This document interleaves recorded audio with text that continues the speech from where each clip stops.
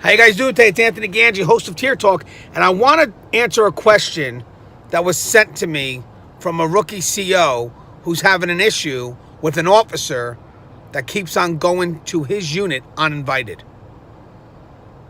That's a concern, and I want to address that concern. I think this would be great for us to build a real good dialogue so he can see it, and when he has to commit to an action, he'll see the support in the comments below. So after I tell you the story, I'll give you my opinion of what should be done, and maybe you guys can comment below and let's show support, so this will encourage the officer to do the right thing.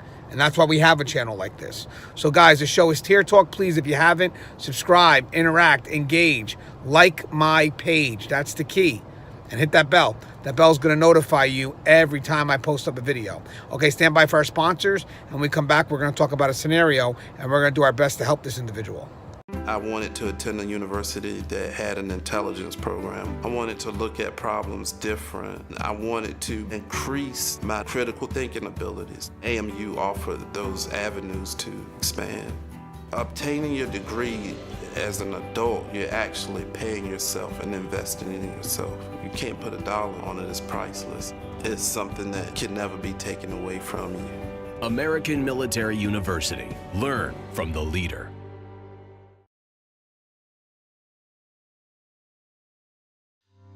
Being a corrections officer takes its toll on even the strongest individuals. The constant need to perform at the highest level, putting your life at risk in a hostile environment, and the mental scarring of traumatic experiences.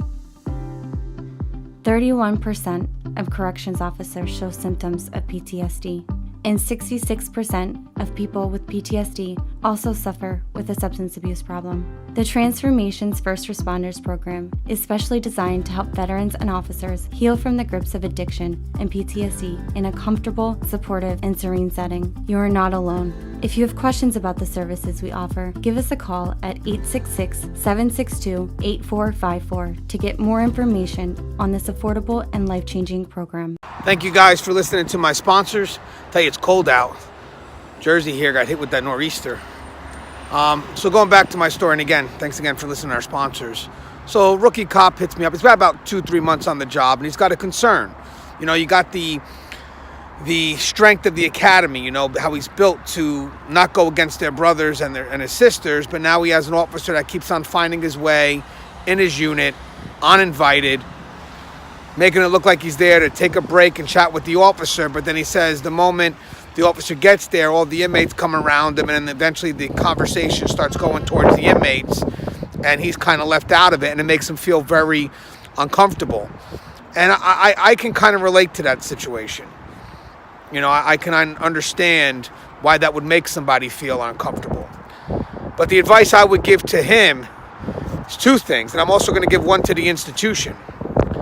The first thing is you got to put that officer in your logbook. Each time that person comes into your unit, you have to put them into that logbook. And if they say, well, why you put me in the logbook? Why not? That's my job. I'm held accountable for anybody that comes into my unit. So of course I'm going to put you in my logbook, and you shouldn't worry about it if you're not doing nothing wrong. If you're not doing nothing wrong, you shouldn't worry about it. And the reason why I'm saying that, which will lead to advice number 2, is you're accountable for anybody that goes into your unit. So if this officer disappears somewhere and you don't see his actions, which is going to be very hard for you to explain, if something does happen, they're going to get you for not putting that officer in that logbook. They're going to hold you accountable for that. And they're going to say, hey, I may not be able to see what that officer was doing, but I know that he was in the unit. I know that officer was in the unit at this time. We see him on camera, and you haven't put him in the logbook. Shit, you haven't put him in the logbook for the whole week. What's up with that? So you'll be held accountable. That logbook is your saving grace, but it also can destroy you.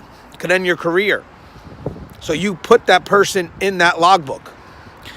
Some facilities, they allow officers or staff members to break in units, housing units. I would disagree with that. I think there should be a separate area for breaks. Officers should not be breaking, or staff members should not be breaking in the unit. It's not meant for that. Again, if your facility allows another area like an officer's dining room, staff member's dining room, that's where those breaks should be at. No officer should be breaking in the unit. And again, that was one of the rookie's concerns. I got an officer here that's breaking in my unit, and it's making me uncomfortable. Even though it looks like the chat is originally with him. It's not. As soon as he gets there, within a couple minutes, the inmates start flooding that area, and now the chat goes towards the inmates. But I also want to say something to the institution to help out this rookie. And if you're listening, you should do this. No officer or no staff member should go out of their area into another area without a supervisor's permission. And hopefully some people don't get mad at this, but it's the truth. I have to agree with that, both as an officer perspective and also as management. You got to go to another unit. You got to tell me why. Tell me why. I need to know. And then I'll be the one that authorizes it. And then I'll go ahead and call the officer to let you in. This way it puts a little bit of liability off the officer as well. Hey, by the way, that approval came from the supervisor for him to be in that unit. So either way, that puts a little pressure off the officer working the unit. But at the end of the day, my advice, and guys, help this officer out, put some advice below. Put that person in the logbook immediately. Immediately, if you need to, call a supervisor, ask him why he's here. Because you're at that point where you're feeling uncomfortable, so you may have to go up to that next level. Address him. Say, hey, listen, I'm going to put you in my logbook, but if you can't tell me why you're here, and I know you're saying you're breaking, but this is not an area for you to break in. It's not. So I would rather have you break in the appropriate area, because right now I have a unit to run, and I'm not here to chat. So again, put that person in the logbook. And the second advice goes to the institution to help that officer out. Control the movement of staff. Control the movement of staff. Some people will be against it, but as management, you got to do what's correct. If an officer wants to go visit an area, they should go to the supervisor first and get permission, and that supervisor should ask them why you got to go to that area. And then use some discretion when you grant that permission. As always, the show is Tier Talk. Love you guys. Just advice. Guys, please comment below. Comment below. As always, love you guys. Stay safe, and don't forget, guys, subscribe. Hit that bell. The bell's going to notify you every time I post up a video. Stay safe.